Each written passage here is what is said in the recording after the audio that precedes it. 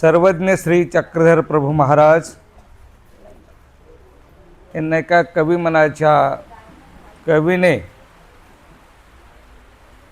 प्रार्थनापूर्वक विनंती केलेली आहे की या कंठ्यातून प्राण जात असताना देवा तू माझ्याजवळ असावं.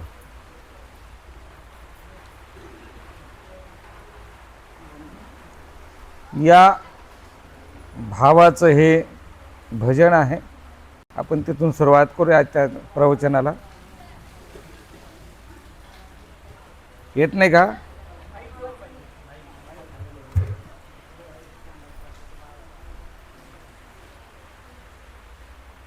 मागतो मी चक्रधरा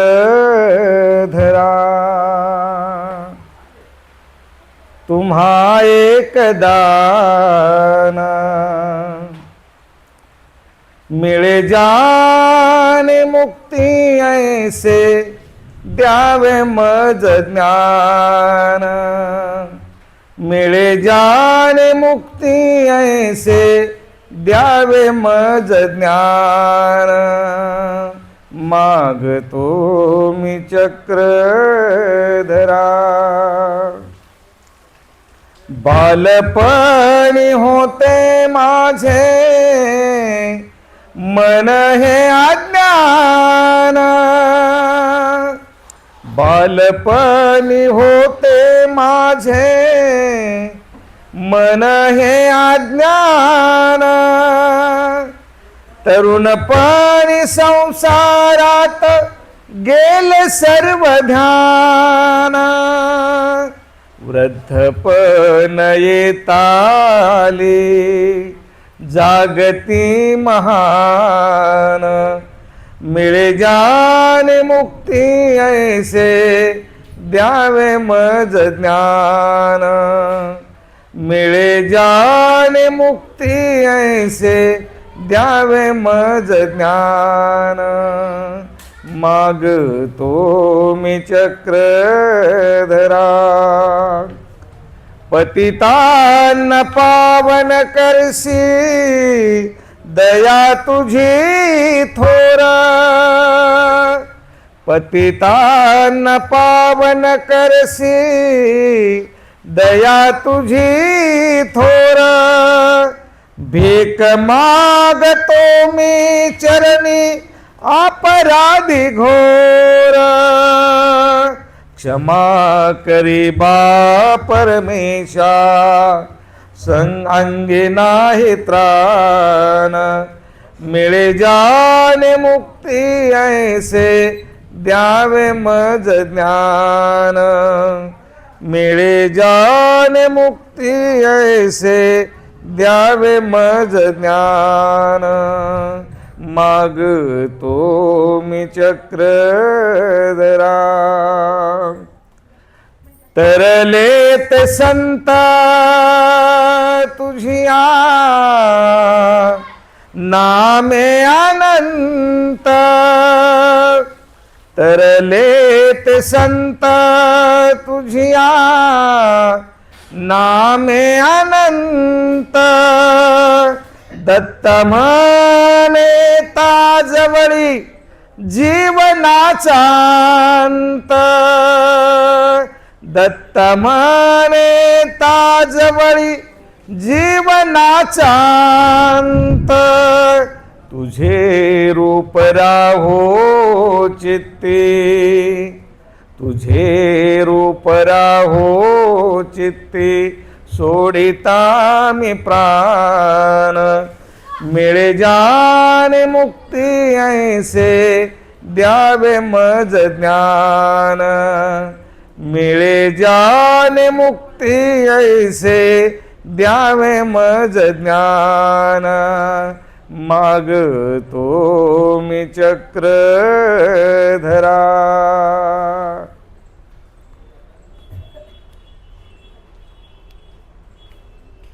परब्रह्म परमेश्वर साधनदाता सर्वज्ञ श्री चक्रधर प्रभू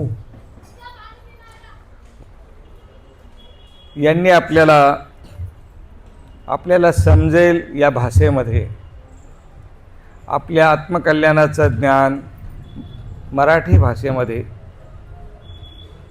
सांगितलेलं आहे. याच्या अगोदरचे जेवढेही धर्मरूप शास्त्र आहेत, ज्ञान आहे, तत्व आहेत, हे सर्व संस्कृतमध्ये बंदिस्त आहेत.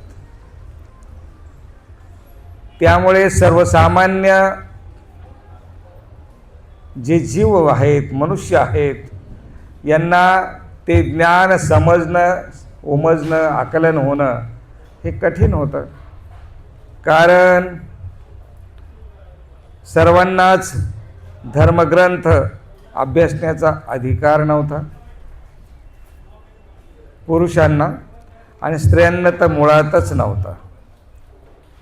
परंतु देवाचे आपल्या सर्वांवर फार मोठे उपकार आहेत आणि इतक्या सोप्या आणि सहज भाषेत हे ज्ञान जीवनमुक्तीचं म्हणजे परमेश्वर प्राप्तीचं परमेश्वरांनी उदाहरण आपल्या सर्वांना सांगितलंय. आणि सर्व करत असताना मात्र ज्या वेळेला एखादा व्यक्ती आपल्या समवेत असतो आणि त्याची प्रतिभा, त्याचं ज्ञान, त्याची विचार करण्याची शक्ती ही आपल्या समजण्याच्या पलीकडे असते किंवा आपल्याला ती पेलवत नाही. आपल्या स्वतःच्या स्वभावामुळे, गुणामुळे, सवयीमुळे आपल्याला ते पेलवत नाही. त्यावेळेला आपण म्हणतो हे मला शक्य नाही, हे मला जमणार नाही. किंवा जो आपल्यासारखं बोलतो, जो आपल्यासारखं होऊन राहतो, ज्याला आपल्यासारख्या सवयी आहेत, त्याच्यासोबत जीवाचं लवकर जमतं, त्याच्या समवेत जीव लवकर एकरूप होतो. परंतु देव जे जे म्हणतो ते ते समजणं, उमजणं आणि करण्याची तयारी जीवाची अजिबात नसते. जीव इथे मागे हटतो आणि माझ्यांच्यानी जमणार नाही, हे शक्य नाही, हे असं होऊ शकत नाही, हे उद्गार जीवाच्या मुखातून निघत असतात. कारण स्वामींच्या अगोदर आमच्या भगवान श्रीकृष्ण चक्रवर्तीने हेच तत्त्वज्ञान संस्कृत भाषेमध्ये अर्जुनाला निमित्त करून आपल्या सर्वांना प्रतिपादन केलेलं आहे. परंतु आसक्तीविरहित होणं आणि कर्तव्य कर्माचं पालन करणं या दोन्ही गोष्टीपासून आपण फार दूर पळतो. कारण आसक्ती नाही असा कोणीही या भौतिक जीवनामध्ये मनुष्य किंवा जीव असा कोणी नाही. त्याला प्रत्येक कर्मामागे आसक्ती आहे. याने मला काय प्राप्त होईल, हे केल्याने माझा काय लाभ, याने मला काय मिळणार, प्रत्येक कर्मामागे आपली धारणा असते. प्रत्येक कुठलंही कर्म करत असताना ते सामाजिक असेल, ते घरातलं असेल, ते धर्माचं असेल, ते देशाचं असेल, याच्यात मी माझा वेळ देणं, माझा पैसा खर्च करणं, माझं सगळं कुटुंबाला सोडून त्याच्यामध्ये मी इन्व्हॉल्वमेंट होणं, याच्यात माझा काय लाभ आहे बाबा, मला याच्यातून काय मिळणार आहे, असा विचार जीवाचा असतो. आणि आपलं भल्याचं जरी असलं तरी आपल्याला ते पेलवत नाही. आपलं भल्याचं असलं तरी आपल्याला ते पेलवत नाही. आणि भगवान श्रीकृष्ण चक्रवर्तीने सांख्य योग निरूपण करत असताना अर्जुनाला निमित्त करून आपल्याला सांगितले, कर्मण्येवाधिकार असते मा फलेषु कदाचन. कर्म करणं हा जीवाचा अधिकार आहे, त्याचं कर्तव्य आहे. परंतु फळाची अपेक्षा त्यामागे ठेवू नकोस.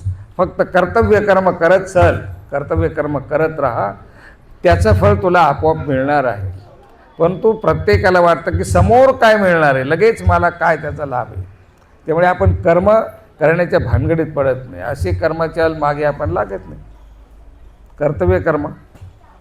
आणि देव प्रत्येक ठिकाणी म्हणतायत अर्जुनाला निमित्त करून, माम एकम शरणम व्रज, माम एकम शरणम व्रज, अनन्यास चिंतयन्तो माम ये जना पर्युपासते, सर्वधर्मान् परित्यज्य माम एकम शरणम व्रज ब्रह्मबुधान लोका पुनरावर्तिनो अर्जुन.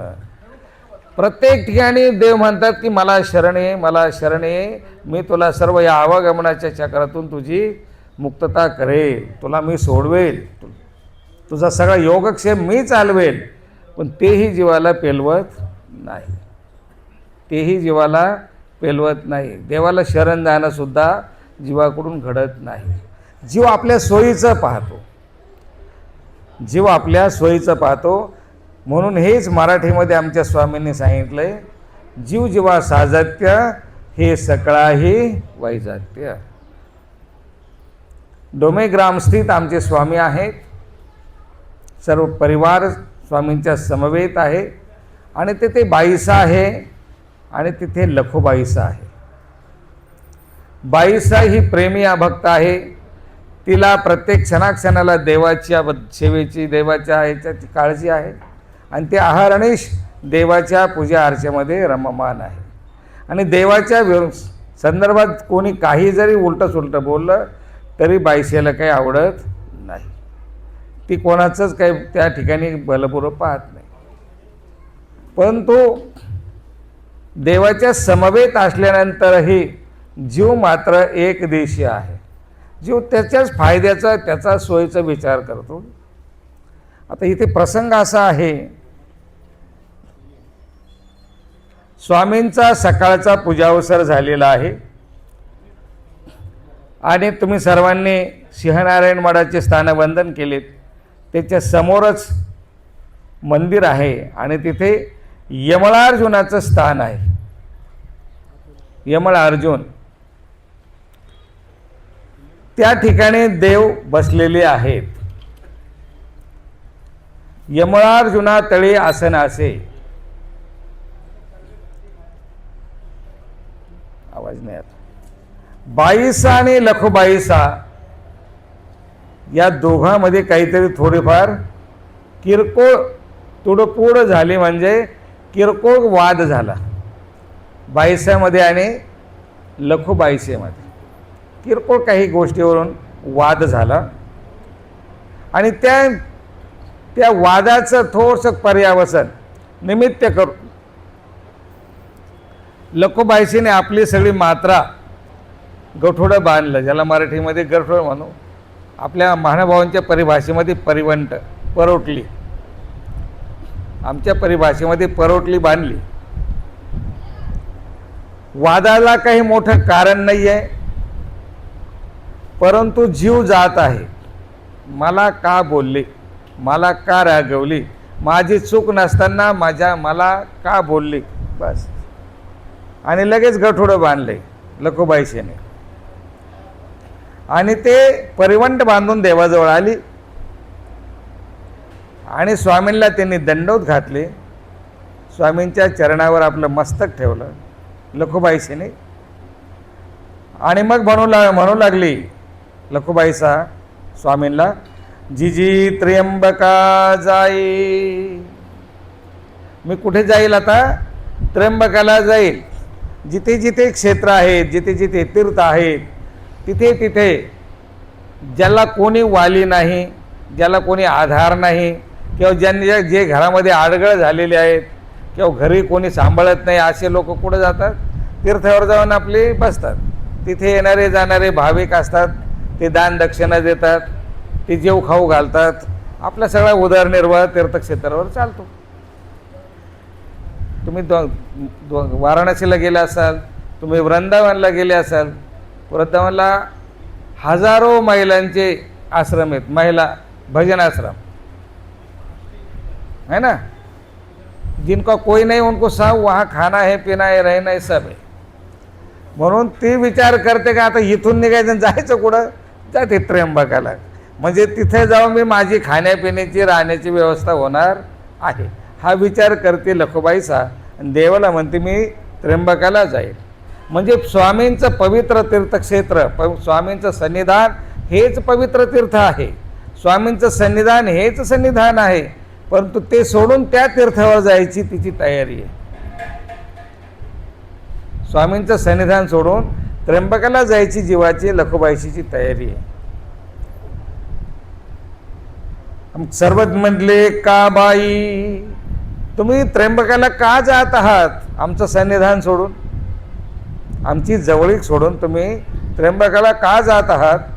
नाजे मजशी बाईसे ऐसे बोलती ऐसे बोलती. आणि देवाजवळ बाईसाचं गाऱ्हाणं लखोबाईसा करते. मला बाईसा सदा कदा असं म्हणते तसं म्हणते, मला खालीवर बोलते, मला ज्याचे नीट बोलत नाही. आता मूळ भांडण देवाशी आहे, बाईसा हे निमित्त आहे, लक्षात ठेवा. मूळ भांडण कोणाचे? लखोबाईचे देवाशी. कारण मग जीवाचा जो भाव आहे, देव बायसाचंच ऐकतात, देव बायसाच्याच सगळ्या गोष्टीचा स्वीकार करतात, तिचाच आग्रह, तिची सगळ्या गोष्टीला मान देतात.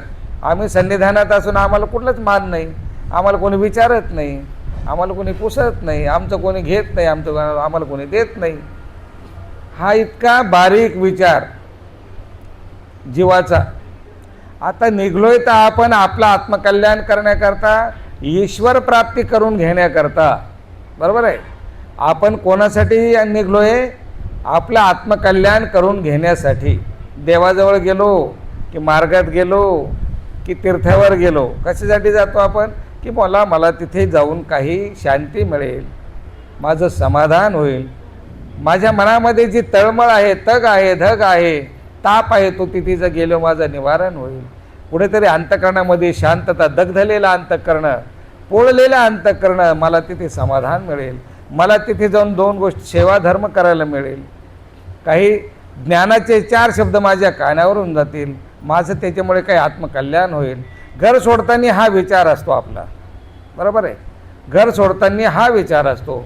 पण जेव्हा आपण तिथे जातो, तिथे गेल्यानंतर मात्र जसजसा सहवास आपला पुढे सरकतो, काळ पुढे सरकतो, आपण पुन्हा आपल्या संसारातल्याच गोष्टी तिथे करायला सुरुवात करतो. तिथेही गेल्यानंतर पुन्हा तोच विचार करतो. तशी लखोबाईसा सुद्धा आली कोणाकरता? देवाकरता, बरोबर आहे. लखोबाईसा आली देवाच्या सन्निधानात आपलं आत्मकल्याण करण्याकरता, देव जोडण्यासाठी. ती पण तिथे आल्यावर तिथल्या गुरुकुळाचं, तिथल्या परिवाराच्या गोष्टीकडे लक्ष देते आणि त्याची तुलना करते. जेव्हा जीव 2 व्यक्तीमध्ये तुलना करतो आणि तिथे आपली फसगत होते, तिथे आपली फसगत होत असते की आपण आपलं आत्महित, आत्मकल्याण कशात आहे त्याचाच विचार आपण शेवटच्या क्षणापर्यंत केला पाहिजे. कोण काय करतं, कोणाला काय दिलं जातं, कोणाला काय घेतलं जातं, याची तुलना ज्यावेळी आपण तिथे परमार्ग दिले करू तर आपल्या पदरी निराशेचे. तो विचार करून तर का आपण गेलेलो नसतो. परंतु तिथे गेले की मात्र हे जीव स्वभावाप्रमाणे सगळे वर्तन पुन्हा सुरू होतं. ते होऊ नये म्हणून गोसाव्या पुढा बाईसाचे गाऱ्हाणे सांगितले. बाईसाचं गाऱ्हाणं सांगायला लागली. मी असं करताना, मी काम करताना मला बोलते, मी झाडताना मला बोलते, मी व्यापार करताना मला बोलते, बोलतच राहते सदा कदा, माझ्यासारखी तमतम करते. लखोबाईचं देवाजवळ बाईचीचं गाऱ्हाणं करते. सर्वज्ञ बाई तुम्ही बाईसाचे काही पहा, तुम्ही तिचे पाहिजे की. त्याच्यावर देवसुद्धा सुंदर तिचं समाधान करतात. तुम्ही बाईसाकडे का लक्ष देता? तुम्ही बाईसाच्याकडे लक्ष देऊ नका, तुम्ही आमच्याकडे पहा. तुम्ही आमच्याकरता आलेले आहात, आमच्याकडे पाहून तुम्ही इथे आलेले आहात, तुम्ही बाईशीकडे पाहून आलेले नाही आहे. त्यामुळे तुम्ही बाईसाकडे लक्ष देऊ नका. पण जीव मात्र नेमका कुठेही गेलं की जीवाकडे लक्ष देतो. त्याला तसं, याला असं, त्याला तसं, मला काहीच नाही, ही धारणा जीवाची बदलत जाते आणि तिथे फसगत होते. ना जी मी जाईन एवढं जरी म्हणले तरी पुन्हा ती देवाला म्हणते ना मी जाईन. देव समजून सांगतायत बरं का, इथं दुसरं कोणी नाही. आता देव स्वतः समजून सांगतायत लखोबाईसेला, तरी ती देवाला म्हणते नाही मी जाणार. म्हणून निघाली, आपला परिवंट डोक्यावर घेतला आणि निघाली. सर्वज्ञ म्हणतले. आणि मग देव म्हणतात जागा वानरिया रहावा, बट्टोबास हो जा. आणि तुम्ही लखोबाईसेला जाण्यापासून मना करा, तिला जाऊ देऊ नका. म्हातारे थोरा एका निष्ठावर पडा होई. म्हातारी म्हणजे लखुबाईसा थोरा एका थोराच म्हणजे मोठ्या संकटामध्ये ती सापडेल. मोठं अरिष्ट तिच्यावर कोसळणार आहे. तुम्ही तिला जाऊ देऊ नका, नाही तर तिचा प्राण जाईल आणि ही सृष्टी शून्य होईल. म्हणून तुम्ही तिला जाऊ देऊ नका, तुम्ही तिला निवारण करा. हे काळीजी. मग आचार्य देवाला म्हणतात हे काळीजी हे कसं शक्य आहे.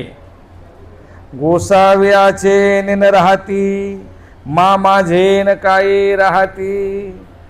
प्रत्यक्ष परमेश्वर साधनदाता श्री चक्रधर स्वामी लखुबाईशीला समजून सांगतायत जाऊ नका, तरी ती जाती आहे.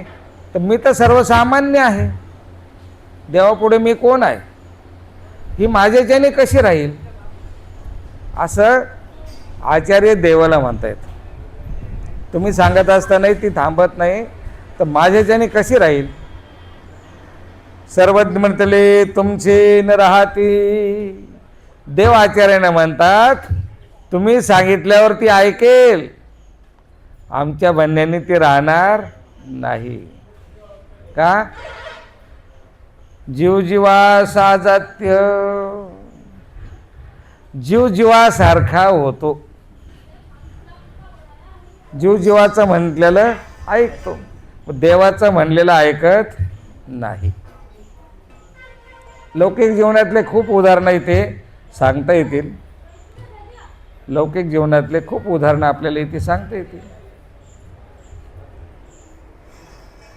मग भट्ट गेले.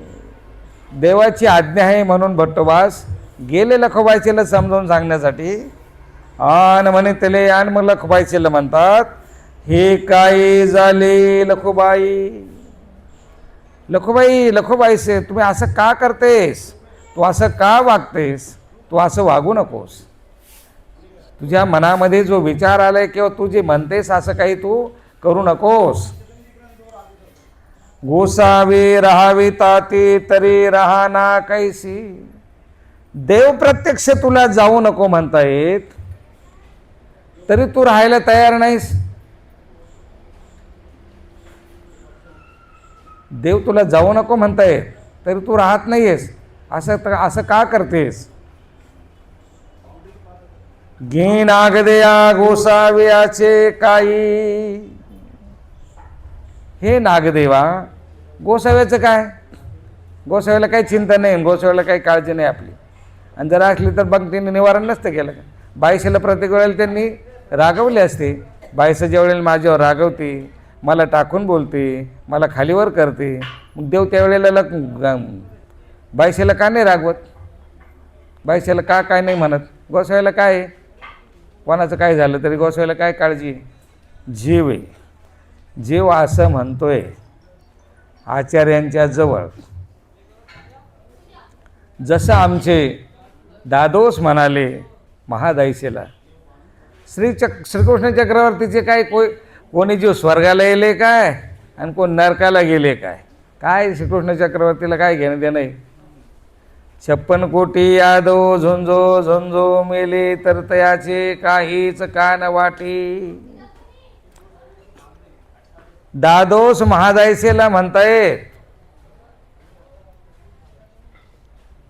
56 कोटी यादव कृष्ण चक्रवर्तीचे स्वतःचे मुलं होते, तरी ते आपसात झुंजो झुंजो मेले, एकमेकामध्ये भांडण करून मेले. तरी देवाला काय वाटलं की त्याचं नाही. देवाला काय कोण स्वर्गाला गेलं काय आणि कोण नरकाला गेलं काय, देवाला काय घेणं देणं नाही. असं कोण म्हणतंय. दादोस. तशी इथे लखुबाईसा म्हणते गोसाव्याचे काही. गोसाव्याला काय कोण कसा गेला काय आणि काय राहिला काय नाही राहिला काय. जीव मताने आपण हा विचार करतोय. जीव मताने जीवाचा हा विचार. किती खालच्या स्तराला जीव जाऊ शकतो याचे हे उदाहरण आहेत. लक्षात घ्या आपल्यासमोर. जीव कोणत्या स्तराला जातो. आता दादोस कोणत्या उंचीवर आहेत. सगळा परिवार त्यांनी देवाकडे लावलेला आहे. आबाईसा असेल, महादाईसा असेल, उमाईसा असेल, आचार्य असतील, त्यांनी देवाकडे आणले त्यांना. आणि तेच दादोस स्वामींच्याबद्दल, देवाबद्दल हा विचार करतायत. फक्त स्वार्थ, अहम, मान्यता, माझे मान्यता, मी यांना देव दाखवले, यांनी मला मानलं पाहिजे आणि मग देवाला मानलं पाहिजे. जीवाचा स्वभाव. देव मी दाखवलं यांना, यांना देव कळत होता का? नाही. मी देव दाखवला. अहंता, ह्या अहंतेमुळे. म्हणून देवाने काय म्हणले? अहंतेचे मूळ सकंदे उपडावे एरवे अंकुर निगती. ही जी अहंता आहे आपल्यामध्ये, या अहंतेचं मुळासहित त्याला उपटून टाकलं पाहिजे. नाहीतर अंकुर निघत राहतात, सारखी पुन्हा घुमारे येत राहतात आणि पावला पावलाला अहंता निर्माण होते जीवाच्या ठिकाणी. ही अहंता आपल्याला नरकाला घेऊन जाते. ही अहंता काही कामाची नाही. तशी इथे लखोबाईशीची परिस्थिती झाली. रुपये तू गुरवाची पाणी प्याली, पैठण, तिथे दादोसांनी हे रुपाईचे महादयसेला अडवलेलं आहे. आणि इथे आता हे लखोबाईचं आहे.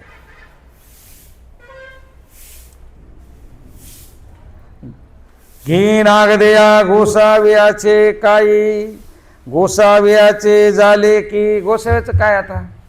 त्यांना काय घेणं देणं नाही. तू तो माते काही कही न म्हणशी की. आणि मग तो नागदेवाला म्हणते, तू मात्र मला कधी काही म्हणत नाहीस, तू मला कधी काही दुखवत नाहीस. वास्तविक आचार्यांनी भरपूर वेळा त्याला, आचार्यांचं तिचं भरपूर वेळा भांडण झालेलं आहे लखोबाईचेच. पण तरीसुद्धा ती काय म्हणते आचार्यांना, तू मात्र मला काही म्हणत नाहीस. झाडताना दादोसाच्या अंगावर धूळ उडाली तेव्हा आचार्य रागवली तिला.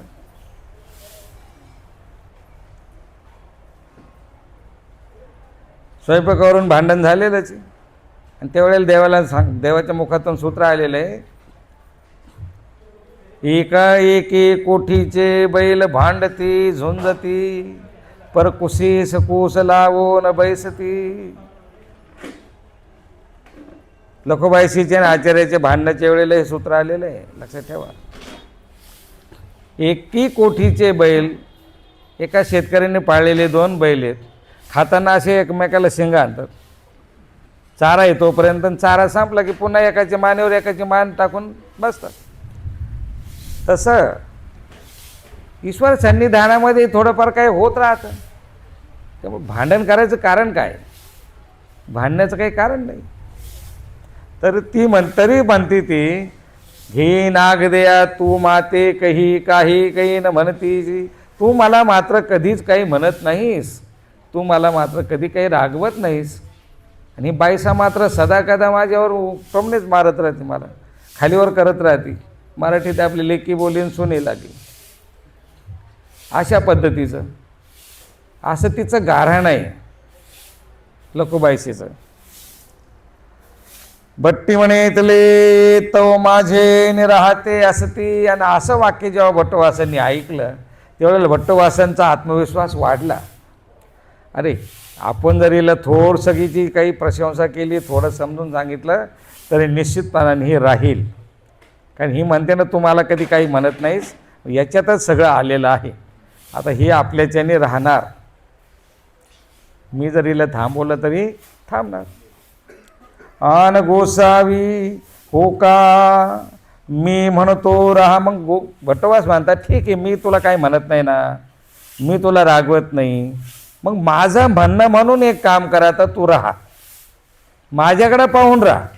देवाकडे नको पाहू आणि बायसीकडे नको पाहू, माझ्याकडे पाह. आता मी म्हणतो म्हणून राहा, काही लक्ष देऊ नको देवाकडे सुद्धा आणि बायसीकडे सुद्धा, माझ्याकडे लक्ष दे. मी म्हणतो म्हणून रहा. हो का म्हणून मठा गेली. हो म्हणाले ना, आपले जे गठोडं घेऊन निघालेली होती लखोबाईसा, पुन्हा आपल्या मठामध्ये गेली. मात्रा ठेवली, आपली जवळची गोष्टी ओझं घेतलं होतं ते नेऊन ठेवलं. मग भट्ट आले आणि भट्टवास देवाकडे आले. गोसावियासी दंडवती घातली श्रीचरणा लागले. देवाला दंडवत घातले 5 आणि पुन्हा देवाच्या श्रीचरणावर आपलं मस्तक ठेवलं आणि मग म्हणितले. आणि मग देवाला म्हणतात, हे काईजी, हे कसं शक्य झालं बाबा, काय चमत्कार घडला देवा. गोसाव्या राहाविता न राहतीची आन माझेचे नी राहिली. प्रत्यक्ष देव परमेश्वर म्हणत असताना ही राहत नव्हती आणि माझ्यासारख्या सर्वसामान्य जीवाकडून लखोबाईसा राहिली. तिने आपलं मात्र परत घेऊन आपल्या मठामध्ये गेली. हे असं कसं घडलं, असा आचार्य देवाला म्हणतात बरं का, देवाला म्हणतात. सर्वज्ञ म्हणतले. मग देव त्याच्यावर उत्तर देतात, जीव जीवा साजात्य हे सकळा हेवाई जात्य.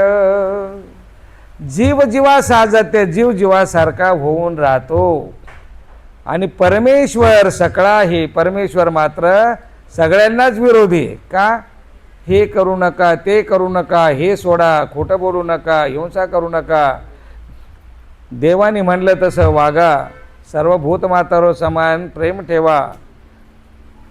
हे आता देव असं सगळं सांग, मला शरण या, मी तुम्हाला सर्व पापातून मुक्त करेल. देवाचं हे म्हणलेलं आपल्याला आवडत नाही. सगळं सोडून मग आनंद कोणी घ्यायचा? सगळं सोडायचं ना आनंद कोण घ्यायचा? मग हे काय पुन्हा पुन्हा मनुष्य देह आहे का? पुन्हा पुन्हा ही वेळ येणार आहे का? पुन्हा पुन्हा ही वेळ येणार नाही. येणार आहे का? नाही. संध्याकाळची वेळ आहे, पूजा अवसर चालू आहे, आरती चालू आहे, प्रवचन चालू आहे, नवरात्राचे दिवस आहेत. मग कोणी वेशभूषा करायची, कोणी नटायचं, कोणी दांड्या घ्यायच्या आणि कोणी खेळायच्या. आणि इथं काय आहे देवाजवळ? इथं ना दांडी, नाही इथं नृत्य, नाही इथे मौज मजा. मग दांडी घेतली आणि दोरी घेऊन नाचायला लागली.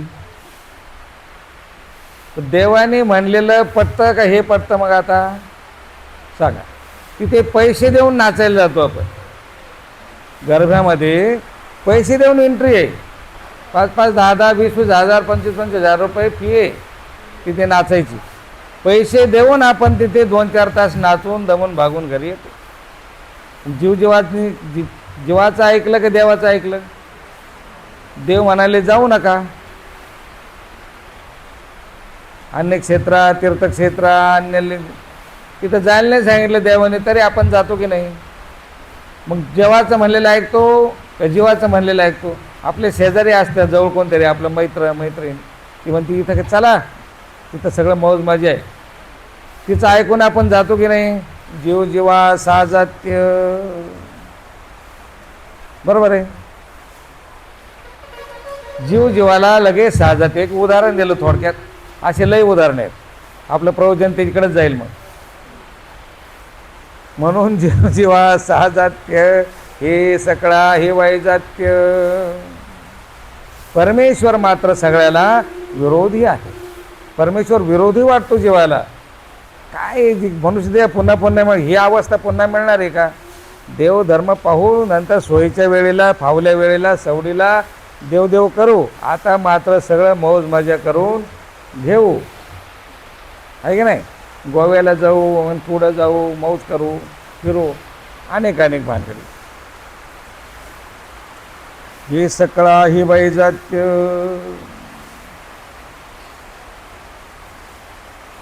यावर गोसावी बांधिकाराचा दृष्टांत निरोपिला. आणि या प्रसंगावर देवाने बांधिकाराचा दृष्टांत आचार्यांना निरोपण केलेला आहे. बांधिकार, बांध म्हणजे दरोडेखोर आहे, त्याचा व्यवसाय दरोडे टाकणे. आणि दरोडे टाकत असताना सोनं नाणं, हिरे माणिक मोती द्रव्य हे तर लुटणंच आहेच, पण त्याबरोबर पूर्वीच्या काळामध्ये जसे राजे लोक राज्य जिंकण्यासाठी मोहीम काढायचे, दिग्विजय करायचे, आणि ते राज्य ताब्यात घेत असताना त्या राज्यामध्ये ज्या सुंदर स्त्रिया असायच्या, राजकुमारी असायच्या, त्यासुद्धा जिंकून आणायच्या, त्यासुद्धा जिंकून आणायच्या. आणि त्यांच्याशी विवाह करायचा, अशी पद्धत होती. तसे दरोडेखोरसुद्धा दरोडे टाकत असताना ज्या त्या घरातल्या सुंदर स्त्रिया असायच्या त्या स्त्रियासुद्धा ते त्या दरोडेमध्ये लुटून आणायचे. तसे या दरोडेखोराने सुंदर अशी बांधकार म्हणजे सुंदर ललना स्त्री त्या दरोडेमध्ये त्याला सापडलेली आहे. अत्यंत रूपवान गुणवान असलेली ती स्त्री आहे, खूपच सुंदर आहे. तिची सर्वीकडं ख्याती आहे, सर्व मशहूर आहे. ती सर्व लोकांना तिच्या सौंदर्याची माहिती आहे. आणि ही गोष्ट राजाच्या कानावर गेली. आता पुढं काय होते पाहू. सर्वच म्हटले कोण एक मैळा चोर असे, कोणी एक मैळा चोर असे ज्याचा व्यवसायच आहे दरोडे टाकणे. दरोडे टाकू टाकू जो बदनाम झालेला आहे. मैळा म्हणजे जन लोकांमध्ये ज्याची प्रतिमा मलिन झालेली आहे असा व्यक्ती. दरोडे टाकणे, लुटून आणणे, स्त्रिया लुटून आणणे, त्यामुळे त्याचं नाव मलिन झालेलं आहे, खराब झालेलं आहे. असा कोण चोर आहे तो बांधधरी. एका लुटीमध्ये दरोड्यामध्ये त्याला सुंदर एक स्त्री सापडलेली आहे. रावो तया ते मागावया जाये. आणि ही गोष्ट राजाला कळालेली आहे. आणि ज्या राज्यामध्ये हा मैळा चोर आहे त्या देशाचा राजा तो ती सुंदर स्त्री त्या चोराकडे दरोडेखोराकडे मागण्यासाठी जातो. कारण राजा आहे, प्रजेचा पालक आहे. आणि राजाला ती शोभणारी आहे. कारण राजाच्या ठिकाणी राज्यात जर लग्न केलं तर ती राजपत्नी होणार आहे, ती राणी होणार आहे. आता चोराच्या घरी राहून काय होणार आहे. म्हणून राजा स्वतः जातो आणि त्या मैळे चोराला म्हणतो, ही जी धरून आणलेली सुंदर स्त्री आहे ती तू मला दे, तू मला देऊन टाक. अरे मैळ्या हे बांधा मासी दे, मग तू मागसी त्या मी तुझं देऊनी. या बदल्यात तू जे मागशील ते तुला आम्ही देऊ. तू जर म्हणला अर्ध राज्य द्या, भारभार सोनं नाणं द्या, तरी मी तुला द्यायला तयार आहे. पण तू हे स्त्री तू मला दे, असं राजा स्वतः त्या चोराला म्हणतोय. तो रायासी नेदी. राजा मागत असतानाही त्या चोराने ती सुंदर स्त्री त्या राजाला दिलेली नाही. मग पंचनगरे मागावया जाती. मग राजाचे जे 5 अधिकारी आहेत त्याच्यात प्रधान आहे, सेनापती आहे, खजिनदार आहे, कोषाध्यक्ष आहे, असे राजाचे जे 5 अधिकारी ते जातात राजाची परवानगी घेऊन त्या चोराकडे. आम्ही मागून आणतो, तुम्हाला नाही दिले तर आम्ही प्रयत्न करतो. ते पंचनगरे जातात त्या चोराकडे. अरे मैळ्या हे बांधा मासी दे. आणि त्या चोराला म्हणतात, ही जी सुंदर स्त्री तुझ्या लुटीमध्ये तुला सापडलेली आहे ही स्त्री आमच्या ताब्यात दे, तू आम्हाला दे. मा तू मागसी त्या मी तुझं देऊनी. तू जे मागशील ते तुला आम्ही देऊ, जे मागशील ते देऊ. तरी तो त्या पंचनगराला सुद्धा द्यायला हा बांधीकार तयार नाही. तू म्हणशी ते करूनी. तू जे म्हणशील ते आम्ही करू, तू म्हणशील ते आम्ही ऐकू. तयासी निधी. मग गाणे म्हणजे गायन कळा करणारे, भाटे म्हणजे स्तुती करणारे, भाटगिरी करणारे, राजाची प्रशंसा करणारे. पूर्वीच्या काळामध्ये प्रत्येक राजाकडे भाट ठेवलेले असायचे आणि ते राजा झोपताना राजाची प्रशंसा करायचे. म्हणजे राजा प्रसन्न मनाने झोपला पाहिजे. आणि राजा झोपेतून उठताना सुद्धा पुन्हा राजाची प्रशंसा करायची. महाराज तुमच्यासारखा दानी कोणी नाही, महाराज तुमच्यासारखा प्रजेचा दक्ष कोणी नाही, महाराज तुमच्यासारखं कोणी हुशार नाही. राजाची प्रशंसा करणं म्हणजे राजाला प्रसन्न ठेवणं, त्यासाठी भाट राहायची. म्हणजे राजाच्या याच्यात बदल होऊ नये, राजा अप्रसन्न होऊ नये, राजा दुःखी होऊ नये याची काळजी भाट घ्यायची. भाटे थोटे म्हणजे ज्यांचे कुष्ठरोगाने बोट झडलेत, पाय झडलेत, हात झडलेत, असे थोटे झालेले. सिमुरे म्हणजे नकटे, ज्यांचं नाक कमी आहे किंवा नाकाचा शेंडा नाही असे.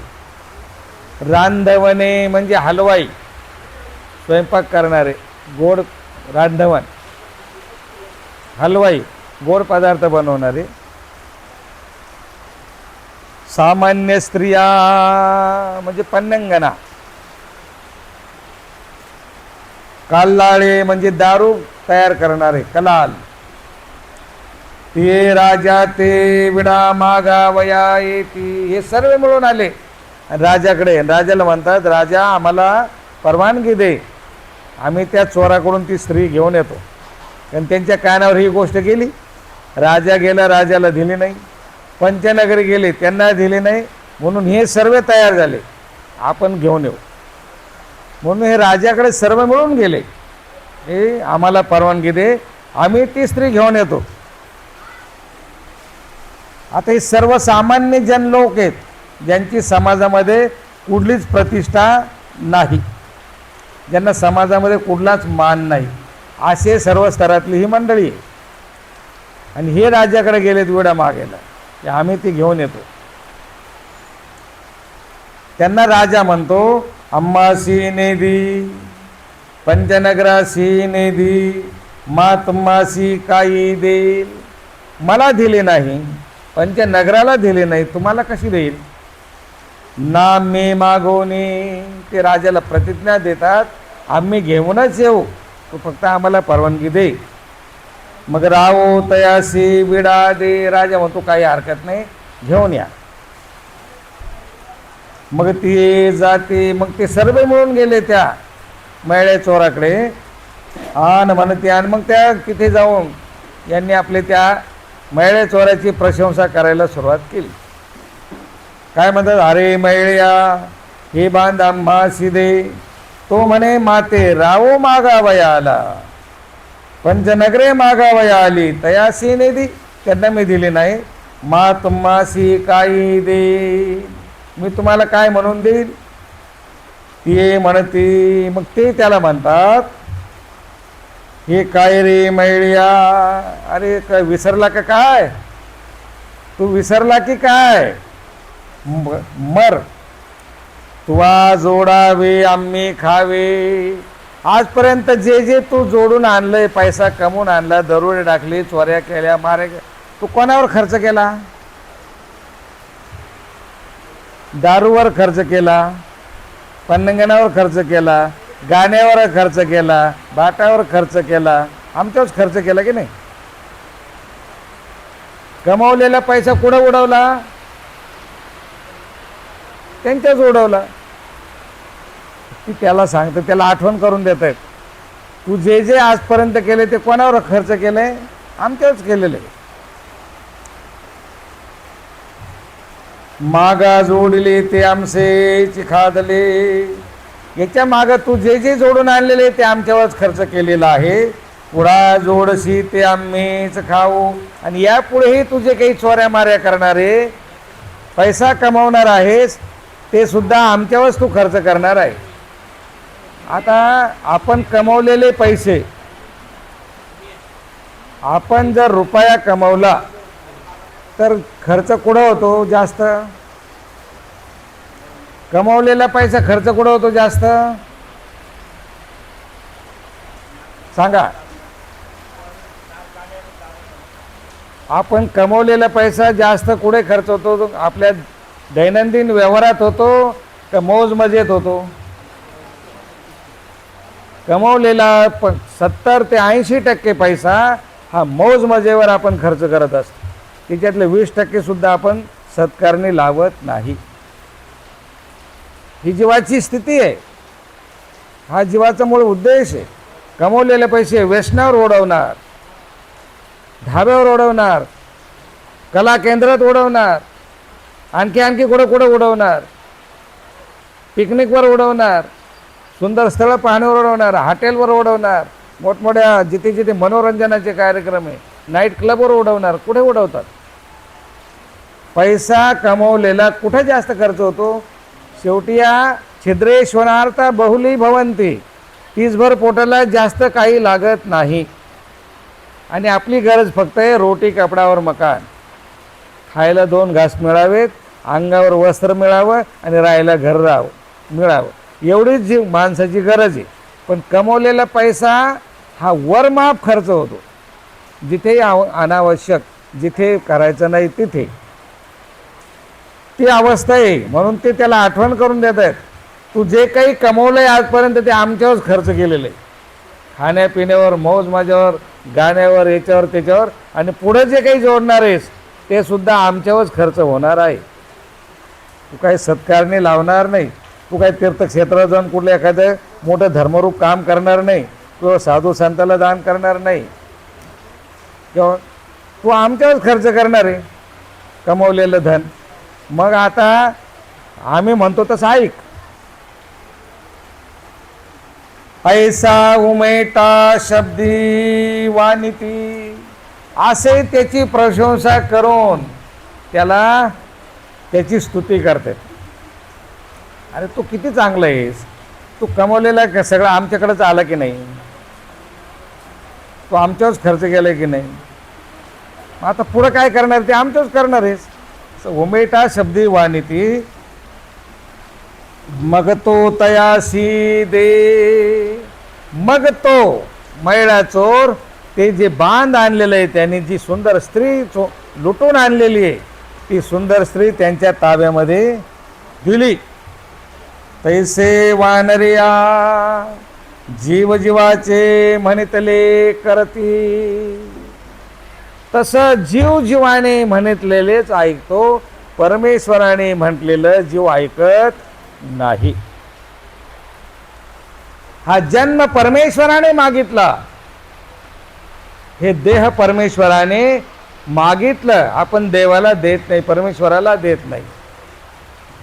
नंतर जे उच्च कोटीतले पंचनगरे म्हणजे माया आली, पंचनगरमध्ये विश्वरूप देवता आली, अष्टभैरव आले, यांनी मागितलं, त्यांनाही आपण देत नाही, कारण ते पण पेलवणं शक्य नाही, ते पण पेलवणं आपल्याला जीवाला शक्य नाही.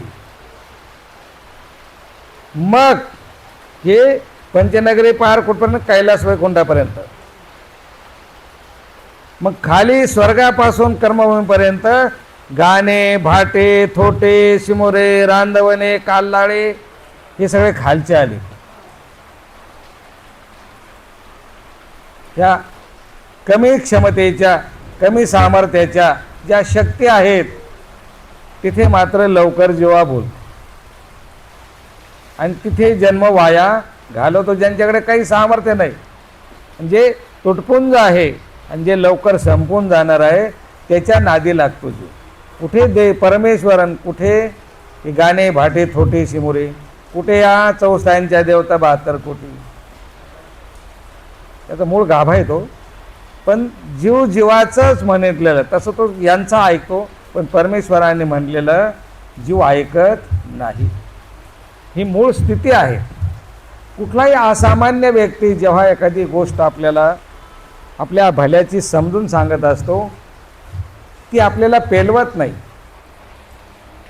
कृष्ण चक्रवर्तीने अनेक वेळा यादवांना, आपल्या पुत्रांना अनेक वेळा की सुरापान, आपयपान करू नका, असं अनेक वेळा समजून सांगितलं. अनेक वेळा कृष्ण चक्रवर्तीने, तुम्ही सुरापान करू नका, दारू पिऊ नका. परिपूर्ण पाप के कारण थे, भगवत कथा न रुचे जिनको, तई एक एक नार बुलायली, नाचत है और नचावत है.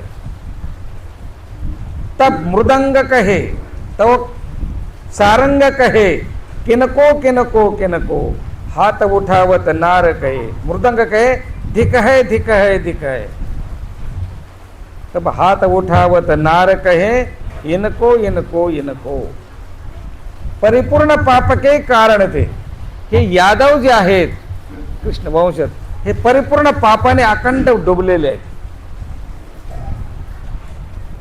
देव सांगत असतानाही ते मानायला तयार नाहीत. दारू पिले, ते दारू पिले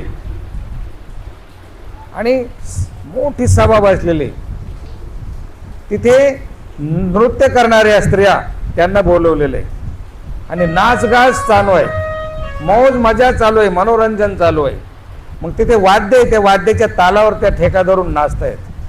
तिथं वाद्य वाजतंय, ते सारंग एक वाद्य किन किन किन किन किन किन वाजतंय, ते तारेचं वाद्य. ती मग ते वाद्य किनको किनको किनको त्याच्यातून आवाज निघतो की धिक्कार आहे, धिक्कार आहे. त्या मृदंगातून बोल निघतात, धिक आहे, धिक आहे, धिक आहे, धिक्कार असो, धिक्कार असो. तेव्हा ते नाचणारी स्त्री जी आहेत त्या स्त्रिया त्या बसलेले जेवढे यादव आहेत त्यांच्याकडे हात करून म्हणतात इनको इनको इनको, की ज्या परमेश्वराच्या संदर्भात यांचा जन्म झाला त्या कुळात ते जन्माला आले आणि इतक्या नीच वृत्तीला, इतक्या खालच्या स्तराला हे गेले की ही दारू पिऊन ते स्त्रियांना नाचवत आहेत. कुठे भगवान श्रीकृष्ण चक्रवर्ती आणि कुठे ते यादव. शेवटी त्या व्यसनानेच यादवांचा शेवट झालेला आहे. यह करोति सुरापानम ब्रह्महत्या सुसंभवेत पातके तस्य लोकेस्मिन रवरवम नरकम रजे. त्या व्यसनामुळे, त्या दारूमुळे त्यांचा बुद्धीवरचा अंमल संपलेला आहे, बुद्धीवरचं नियंत्रण संपलेलं आहे. आणि नियंत्रण जेव्हा मनुष्य संपतं त्याचं, त्यावेळेला तो काय करेल, कसा वागेल याचं काही भान राहत नाही. अशी अवस्था त्या यादवांची झाली. म्हणजे परमेश्वर सांगत असताना सुद्धा स्वतःच्या मुलांना कृष्ण चक्रवर्तीने समजून सांगितलेलं असताना सुद्धा यादवांनी ऐकलेलं नाही. यादवांनी ऐकलेलं नाही आणि शेवट यादव कुळाचा नाश दुर्वासरूच्या श्रापाने झाला. काय दारू पिले, यादव दारू पिले आणि दारू बेधुंद झाले. एक चरित्र याच्यात आलेलं आहे, या चरित्रात तो प्रसंग आहे. दारू पिले आणि प्रभासपट्टणम समुद्र किनारा, अरबी समुद्राच्या तिथे दुर्वासरूपशी बसलेले आहेत आपल्या साधनेला. आणि दारू पिल्यानंतर 4 यादव 4 जण, एकाने स्त्रीवेश परिधारण केला, स्त्रीचं रूप धारण केलं आणि पीठ मळायची जी काठवट, लाकडी काठवट पोटाला बांधली, त्याच्यावर असे वस्त्र वेढले की जसे एखादी स्त्री गरोदर असते तसा आकार तयार केला आणि दुर्वास ऋषी तिथं बसलेले तिथं गेले. आणि दुसरा दुर्वास ऋषींची महिमा आहे, ख्याती आहे त्रिभुवनामध्ये की ते सर्व जाणते, सर्वविद. आता आम्ही आमच्या बाबांना लावलेला आहे तो शब्द, सर्वविद, सर्व जाणणारे. त्यांच्या तपश्चर्याने त्यांनी ते सर्व गत भविष्य त्रिकाळ, सर्व शक्ती, सर्व पंचमत भूतांना वशीभूत केलेले दुर्वासाने. अरे हे सर्व स्वतःला सर्व जाणता म्हणतो, स्वतःला म्हणून घेतो. पाहू आता याला किती कळतंय, याच्याकडे किती सामर्थ्य आहे, पाहू याची जरा मजा. म्हणून त्या स्त्रीला, त्या स्त्रीवेश केलेल्या पुरुषाला घेऊन तिथे गेले ते 4 जण. ते ध्यानमग्न आहे, दुर्वास ऋषी ध्यानमग्न आहेत. आणि ध्यानमग्न अवस्थेमध्ये त्यांनी आपले डोळे मिटले. हे गेले आज बाजूने उपहासात्मक, सांग या स्त्रीच्या पोटी कोण जन्माला येणार आहे. त्यांनी 1-2 वेळा मना केला, अरे शांत राहा, मला माझी साधना करू द्या, तुम्ही जा. पण आता हे नसे म्हणजे हट्टाला पेटलेले आणि ते जेव्हा सांगत नाही म्हणले आणि ते जास्तच आणखी खिचवायचा यांनी जास्त प्रयत्न केला. आणि शेवटी दुर्वास ऋषींच्या मुखातून शब्द बाहेर पडले, हिच्या पोटी जन्माला येईल तो तुमच्या कुळाचा नाश करेल. हिच्या पोटी जो जन्माला येईल तो यादव कुळाचा नाश करेल. आणि असं वाक्य जेव्हा बाहेर पडलं, जसं कानामध्ये शिसव होतावं अशी अवस्था झाली त्यांची. घाबरले की जारे कुळाचा नाश, ठीक आहे, आपल्याला काय म्हणले असते इथपर्यंत ठीक आहे, पण तो कुळाचा पूर्ण नाश होणार आहे. घाबरले आणि सावध झाले, भानावर आले. अरे बापरे, आता मोठा अनर्थ घडणार. हे दुर्वासाच्या मुखातले शब्द आहे, हे ब्रह्मवाणी वाया जाणार नाही.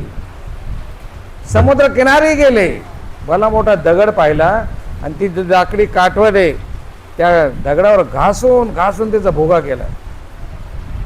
तो अख्खा तवंग समुद्राच्या पाण्यावर पसरला. त्याच्यातून पानकंस जन्माला आले. तिचे पानकंस आपण पाहतो, हे त्या यादवांच्या या अवगुणाचं फलित आहे.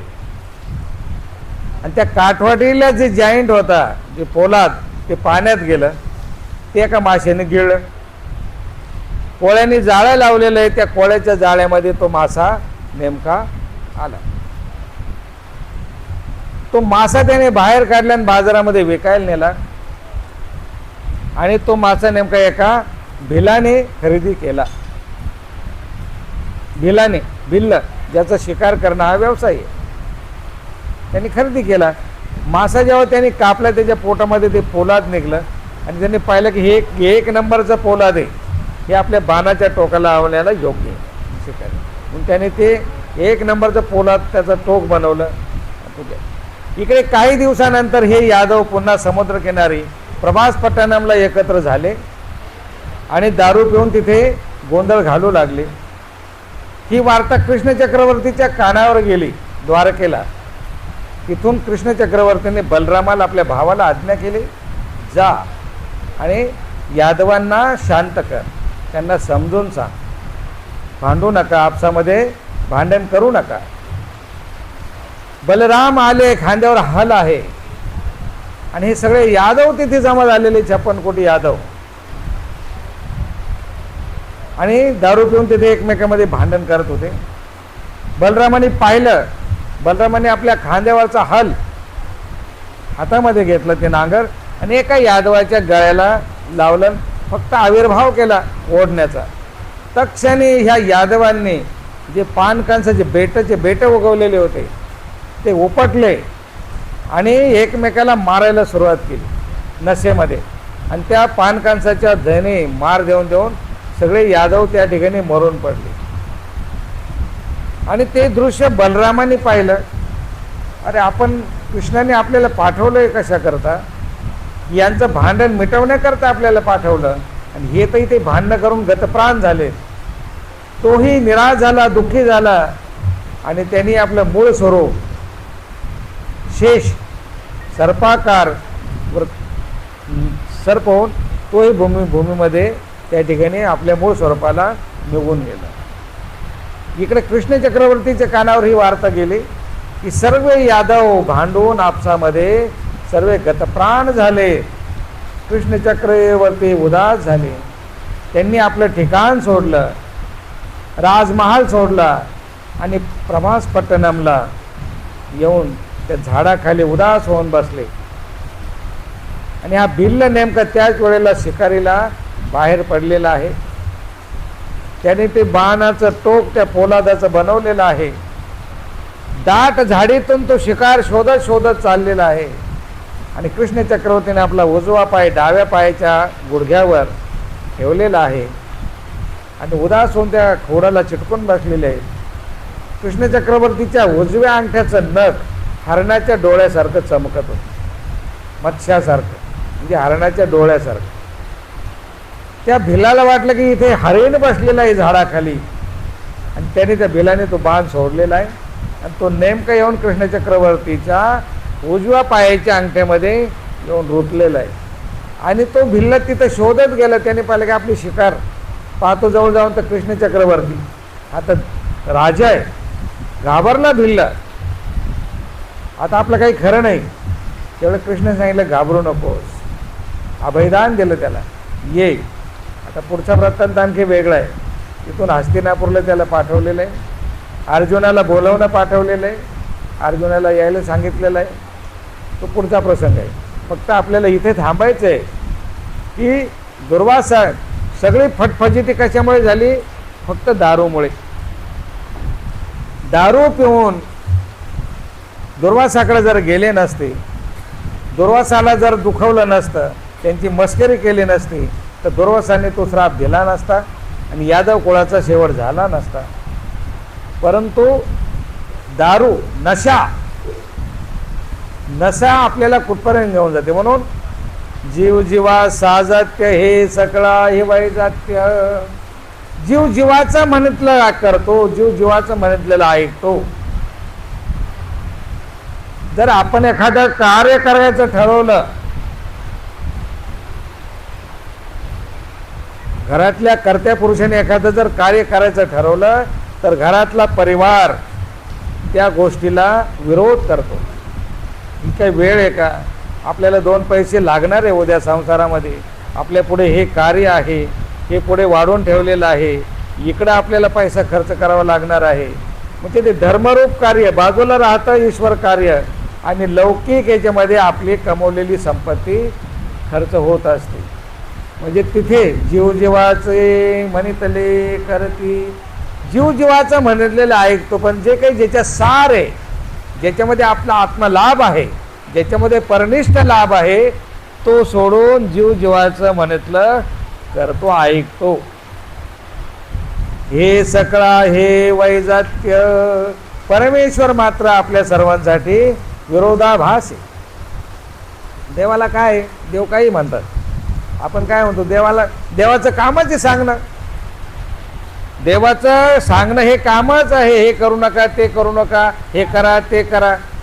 देवाचं सांगायचं कामच आहे, असं सहज म्हणत असतो आपण. देवाचं काय घेऊन बसले? आधी आपण आपला विचार केला पाहिजे.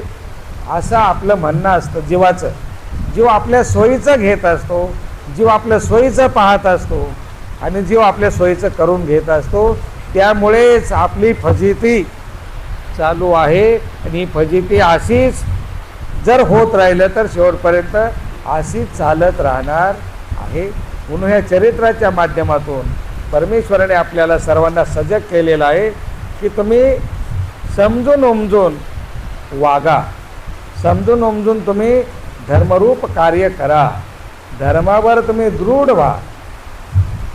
किती जीवाचं ऐकायचं याचा विचार प्रत्येकाने केला पाहिजे. आपलं आत्महित कशात आहे, आपलं भलं कशात आहे, हा विचार प्रत्येकाने करून समजूनच त्या धर्मव्रती ईश्वर कार्यामध्ये लागलं पाहिजे.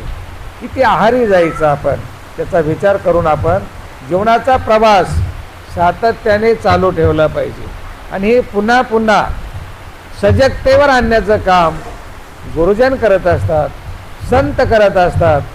मार्ग भटकत असतो आपण, पण पुन्हा मार्गावर बोटाला धरून संत तुम्हाला पुन्हा पुन्हा सन्मार्ग दाखवत असतात. ज्याच्याकडे ही सुष्ट वृत्ती आहे तेच धर्माला तुम्हाला दृढ करत असतात. म्हणून या अर्थाचं हे चरित्र होतं आजचं. म्हणून जीव जीवाचा विचार करून तसं वागत असतो.